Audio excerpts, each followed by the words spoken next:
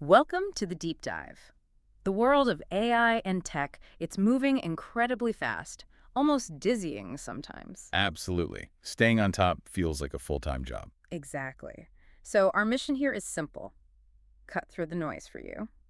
Today, we're digging into the latest Retter Reboot news bundle from July 18th. It's a curated look at the key shifts happening right under our noses. Right. And this collection gives us a really valuable snapshot. We're not just going to cover what's happening, but more importantly, why it matters, especially for you, the listener.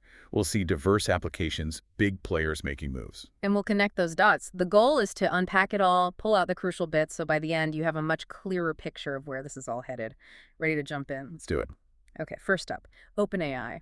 They're really pushing ChatGPT way beyond just chatting, aren't they? Definitely. They've launched this new general purpose agent. General purpose agent. What does that actually do for someone? Well, think about it taking actions for you. Real actions. Yeah. Like searching the web intelligently, maybe booking an appointment, even managing files on your computer. Wow. Okay, so it's using tools we already know, like the code interpreter. Exactly. It combines the code interpreter, a browser tool, and crucially, memory. So it learns from interactions. And that's rolling out now. Starting with pro users this week, yeah. Okay. So this feels like a pretty big step from just giving information to... To being an action taker. Yeah. That's the core shift.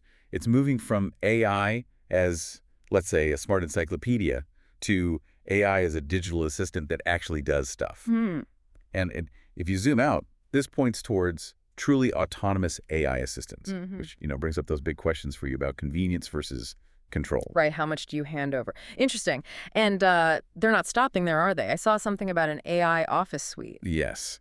This is where it gets really interesting in terms of market disruption. They're gearing up to launch their own office suite.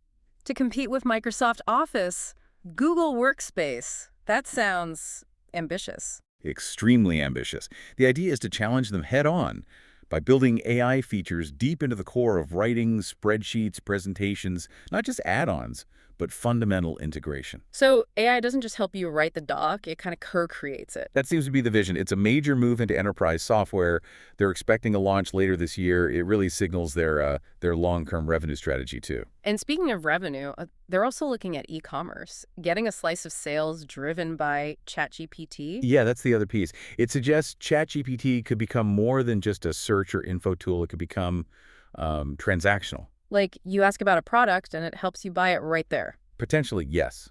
Moving beyond discovery to actually facilitating the purchase. That implies future deals with retailers, partnerships. So for you, the user, AI might be guiding your shopping, and OpenAI takes a cut.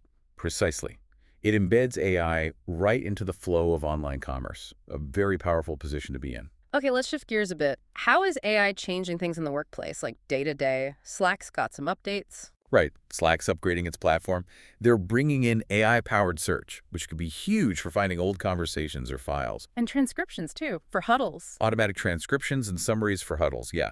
Huddles are their audio-video meetings. So if you miss a meeting, or part of one, the AI can summarize it for you, or you can search the transcript.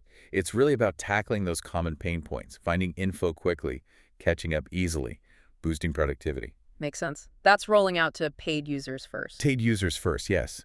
It's about making sure teams don't miss out on important stuff. Got it.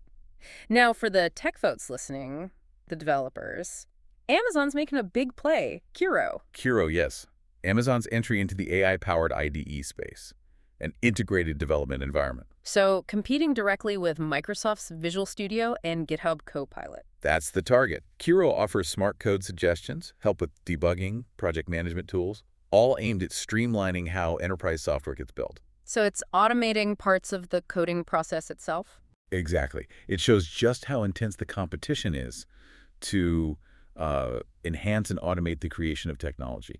Amazon wants developers using their AI tools. And sticking with Amazon for a second, AWS is launching something too, an AI agent marketplace. Yeah, this is launching next week. It's a platform where developers can build, share, and importantly, monetize autonomous AI agents. So like an app store, but for AI agents. Kinda, yeah.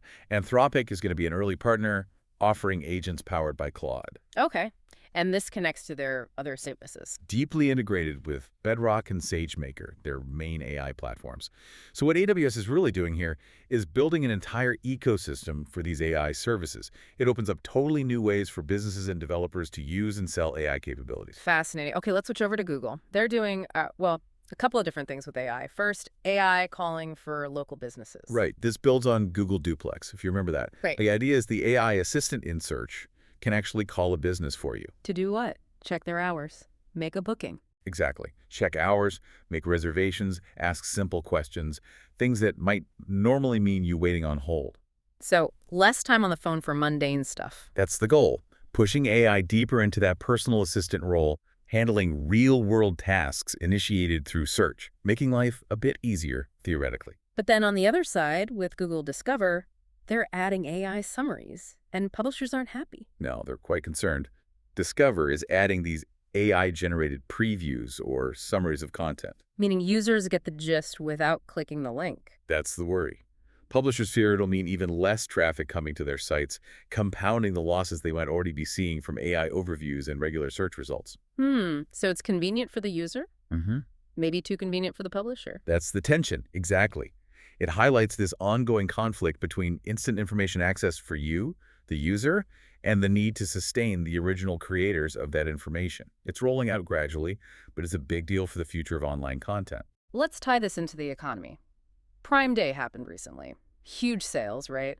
Over $24 billion in the U.S. alone. Massive sales, yeah. But the interesting part was the spike in traffic from generative AI tools. Absolutely enormous spike, 3,300%. It clearly shows shoppers were using tools like ChatGPT, Bard, etc. to find deals, compare products, maybe even make faster decisions. So AI isn't just finding information, it's driving actual purchases. It seems so. It's becoming a key part of the online retail engine, directly influencing how you shop, how consumers behave, and ultimately the sales figures. AI is embedding itself in commerce. Okay, let's look at the social side. Meta, Facebook's parent company. They're cracking down on unoriginal content, like YouTube does. Yeah, they're implementing new policies aimed at reducing low-quality, repetitive, or unoriginal content on Facebook. This seems partly aimed at the flood of mass-produced AI-generated stuff. Trying to clean up the feed, basically. Pretty much. Enforcement starts with monetized posts first. The goal for you as a user is hopefully a better experience. Less spam, less low-effort content, cluttering things up, protecting quality, or trying to. All right, now for something a bit different, Elon Musk's AI, Grok, they're building AI companions, starting with a goth anime girl. Yes.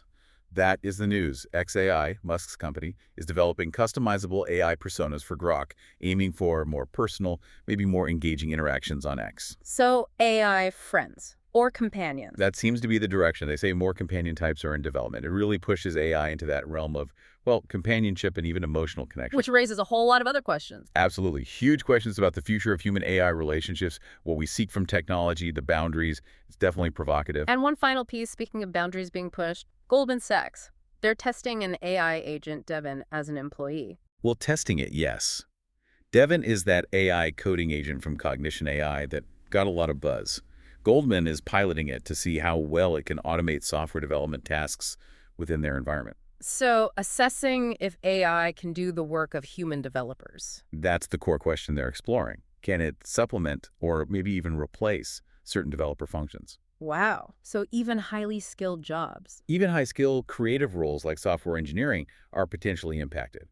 If we connect this to the bigger picture, it asks fundamental questions about the future of work across many fields, possibly even your own.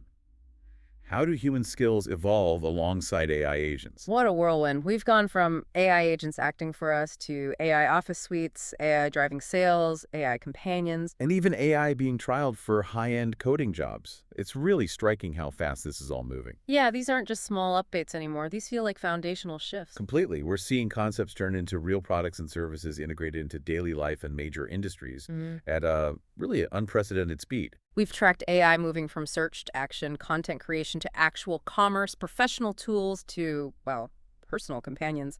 The whole landscape is morphing. It really is. The breadth of these changes is just as remarkable as the speed. So the big question that lingers after all this, are we just seeing tools get better, smarter, an evolution? Or is this something more? Are we actually starting to redefine work, connection, maybe even existence itself in a world where autonomous intelligence plays an ever bigger role? That's the provocative thought, isn't How it? will you adapt to this acceleration? And what role do you really see AI playing in your future? Something to think about.